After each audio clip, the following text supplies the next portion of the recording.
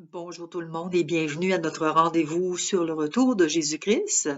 Aujourd'hui, nous en sommes rendus à notre deuxième signe avant la venue de Jésus sur terre et on parle de sécheresse et de famine.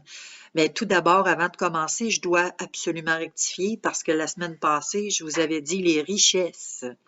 Donc, je vous ai induit en erreur et je m'en excuse. C'est mon erreur à moi.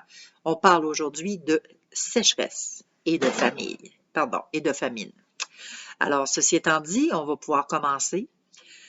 Il est dit, et il a été prophétisé dans l'Ancien et dans le Nouveau Testament, que dans les temps à venir, il allait y avoir des sécheresses partout sur toute la terre. Des sécheresses, des famines, des tremblements de terre en divers lieux.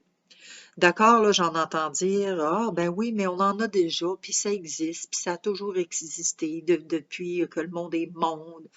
Oui, vous avez raison, ça existe, ça a toujours existé, mais plus ça va, plus ça s'en va en augmentant.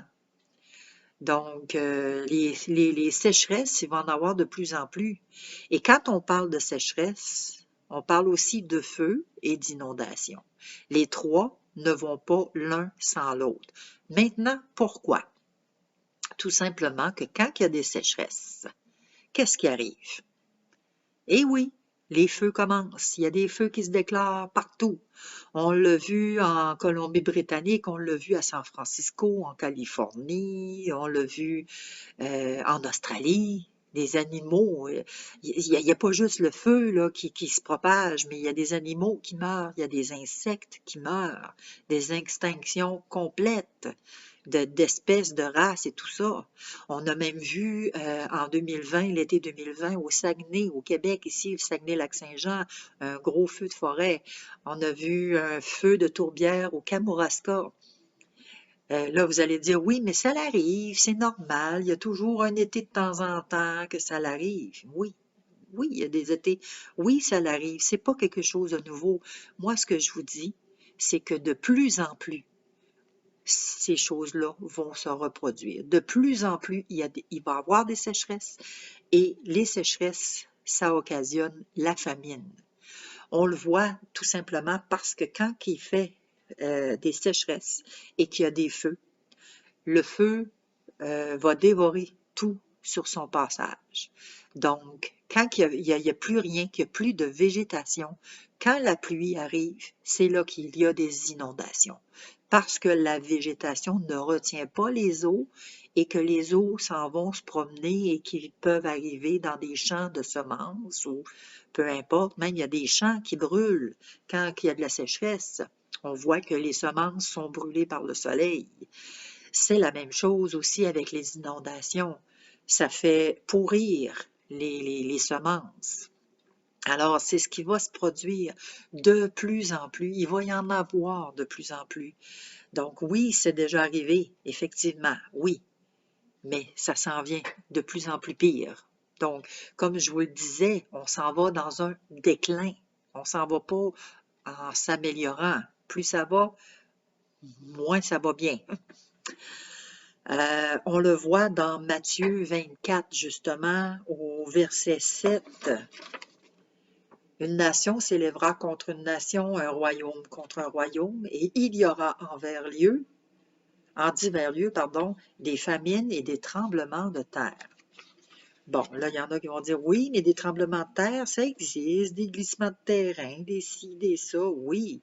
De toute façon, ça, c'est ce qu'on va voir la semaine prochaine, les catastrophes et tout ça, c'est ce qu'on va voir. Mais là, on parle de sécheresse et de famine. Et ces sécheresses-là et ces famines-là, écoutez, c'est pas juste au tiers-monde, c'est pas juste au Bangladesh, en Inde ou en Afrique que ça a lieu, mais ça va avoir lieu partout, sur toute la planète.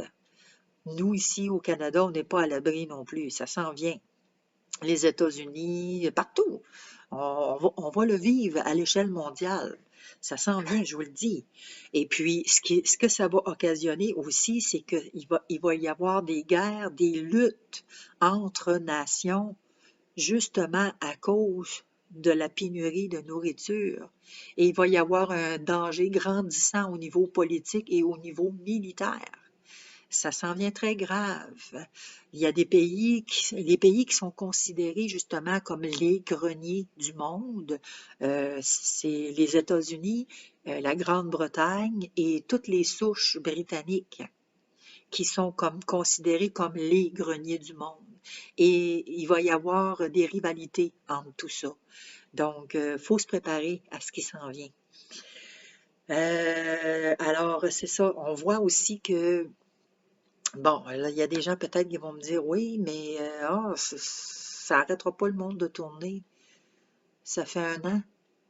Ça fait un an qu'on joue au yo-yo, là, que les restaurants, les commerces rouvrent, ferment, rouvrent, ferment. Il y a beaucoup de personnes qui ont perdu leur rêve. C'était le rêve de leur vie d'avoir soit un restaurant ou un commerce. Leur vie, elle a été complètement anéantie depuis un an. Et tout ça à cause du COVID. Imaginez-vous quand ça va être le temps d'une pénurie de nourriture. Quand les restaurants ou les commerces vont fermer parce qu'il n'y a plus de nourriture, on n'est plus capable de s'en procurer nulle part. Vous savez, quand il y a une manufacture qui ferme, il y a un produit qui a été fait, puis que là, la production s'est terminée, il n'y en a plus. Cherchez-en pas nulle part, il n'y en a plus. Ça va être la même chose au niveau de la nourriture. Il n'y en aura plus. Pardon.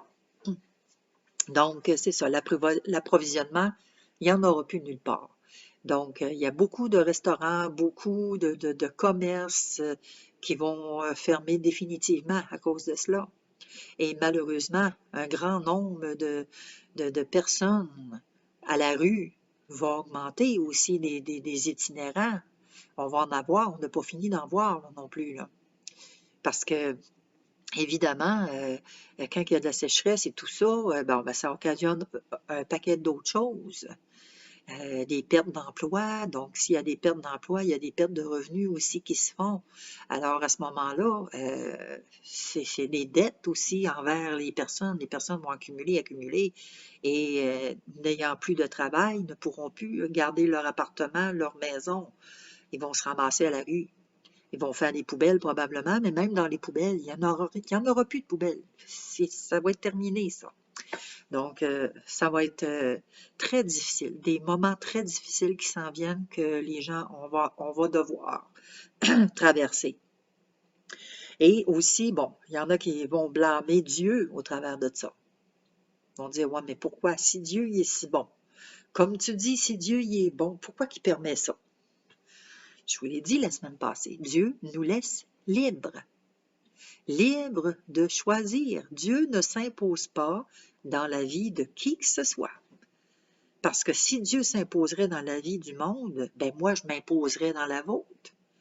Si moi je ne m'impose pas dans la vôtre, pourquoi Dieu il viendrait s'imposer? Donc Dieu ne s'impose pas. Dieu nous laisse libres. Et comme un bon père, Dieu à un moment donné, il doit sévir à un moment donné. Il n'y a pas le choix de faire une punition. C'est comme nous, quand on répète à nos enfants, puisqu'on leur dit la même chose, à un moment donné, il y a une conséquence. Alors, à ce moment-là, c'est la même chose. Dieu, c'est un bon père. Il est patient. Il répète, il attend, il est patient, mais à un moment donné, flauf. Il fait arriver quelque chose que on a deux réactions possibles. Soit que OK, oui, j'ai compris, oui, c'est correct, j'ai compris, tu as raison, puis je me détourne de ce que je suis en train de faire, puis je te demande pardon. Je te demande pardon, ou ben non, toi, là, on y remet toute la faute sur le dos, puis on veut rien savoir, puis on le rejette. Malheureusement, c'est à cause de cela aussi. C'est à cause de nous, les hommes, parce qu'on rejette Dieu. Mais si on le rejette dans tout ce qu'on fait, puis pourquoi qu'on va se plaindre, puis pourquoi qu'on va y jeter la faute sur le dos quand il arrive une catastrophe ou quand il arrive quelque chose de terrible, on va tout y garrocher. Ah, ben c'est la faute. Hein. S'il serait si bon, Dieu, lui, il ne permettrait pas ça. S'il est si bon que ça. Si Dieu existe. Ben, Tu sais, c'est facile de jeter la faute sur le dos des autres, mais faut commencer par se regarder soi-même, premièrement. En tout cas, ceci étant dit, donc, pour ça, c'est de dire aussi que Dieu, il est en contrôle du temps. Il est en contrôle de toutes choses. Et Dieu peut contrôler le temps de sécheresse. Il peut donner de la sécheresse, il peut donner de la pluie. C'est lui qui détient les écluses des cieux. On le voit dans 1 Roi 8, versets 35 à 36.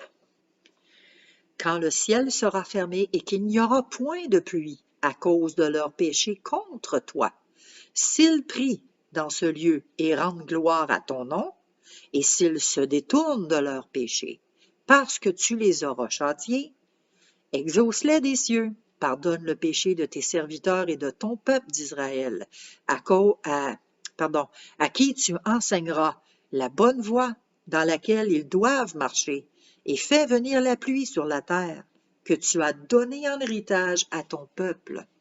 On le voit. Donc, est-ce que vous pensez, vous, que les peuples de la terre vont se repentir, vont demander pardon à Dieu, puis qu'ils vont se tourner vers lui, puis vont dire, ben garde, oui, Dieu, tu as raison, je te demande pardon de ma conduite, je vais me tourner vers toi maintenant. Pensez-vous que les nations du monde vont faire ça? Malheureusement, je voudrais bien vous dire oui, mais ce ne sera pas le cas. La majorité, parce que dans les derniers temps, un nombre va se refroidir, on l'a vu la semaine passée. Personne ne cherche Dieu. Fait que malheureusement, là, les nations ne pourront pas se détourner de ce qu'ils font. Ils vont continuer à faire le mal. Je vous l'ai dit aussi la semaine passée. Dans les derniers temps, les méchants vont faire le mal, ils vont continuer à faire le mal. Mais seulement ceux qui sont intelligents comprendront les signes qui arriveront. Fait que, on a vu tout ça. Alors, c'est ce qui va se passer. Dieu nous laisse libres et il n'intervient pas. À un moment donné, oui, il intervient pour nous shaker, pour nous réveiller un petit peu. Mais là, maintenant, c'est à l'homme de choisir. Choisir les bénédictions ou choisir la malédiction. Choisir la vie ou choisir la mort. Donc, on n'a pas à blâmer Dieu dans tout ce qui arrive. Parce que Dieu, c'est un Dieu qui est bon, un Dieu patient, un Dieu plein d'amour, plein de compassion, un Dieu plein de tendresse, puis un Dieu qui attend patiemment après nous, après il attend que nous faisons les premiers pas pour s'en aller vers lui, comme le fils prodigue que je vous parlais la semaine passée. Donc, c'est ça, Dieu, c'est un bon père, parce que nous, en tant que parents, quand nos enfants font quelque chose, ah, fais pas ça, on va répéter plusieurs fois. Hein? On répète, puis on répète avant d'agir, ben c'est la même chose.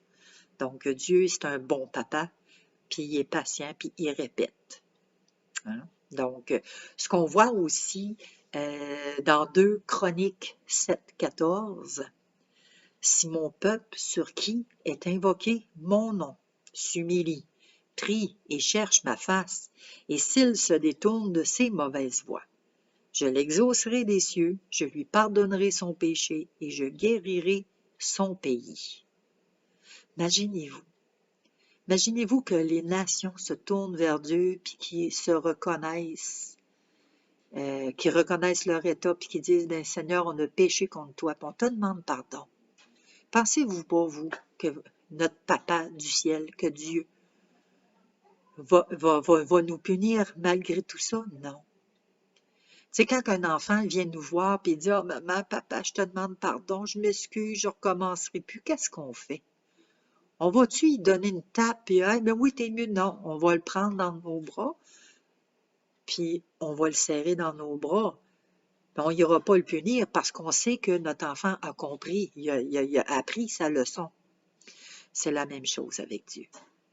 Si on est fidèle à lui et qu'on se détourne, ben, Dieu, il ne pourra pas nous punir non plus. Il va arrêter tout ça. Mais à cause du cœur de l'homme, il y a des choses qui vont arriver. Malheureusement, c'est cela. Alors, c'est tout pour aujourd'hui. Si vous avez des questions, gênez-vous pas.